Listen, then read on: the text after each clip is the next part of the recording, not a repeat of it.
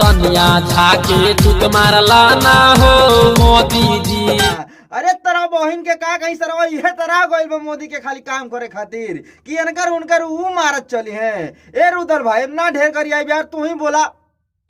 पहले हमके एगो बात बताऊ, तोर मुहम बकरा लंड फसल बा का जे सही से अवजिया नहीं निकलता। मैं हमार दुलरुआ सार गाना गावा तारा, लेकिन समझ में ना आयल हमरा रुदल भाई के। तनी फिर से गा के सुनाओ ता कि का गइले बाड़े। तनिया झाके चुत मारला ना हो मोदी जी।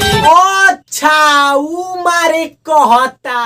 हाँ भाई है कमर रह गइल बा नेता विधायक के। सब काम छोड़ के, सब मीटिंग छोड़ के एकर बहन चोद चूत मारे में लग जा। समझ तारा एक और बहन चोद ये सब रह गइल बारे गावे खातिर स्टूडियो में। बहन तोनी के ना गाना के सरवा गांड मार के रख देले। अरे सारे नेउरे के लिहल भगवान के दिहल, मोदी जी के पास और कोनो काम नहीं बाका जे घूम घूम उहे सब मरी है ना।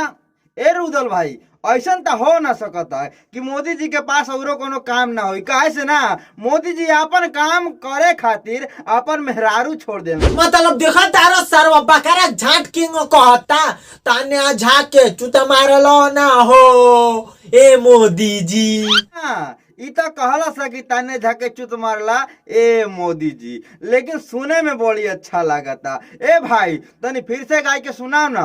तनिया झाके छोड़ी मत हो।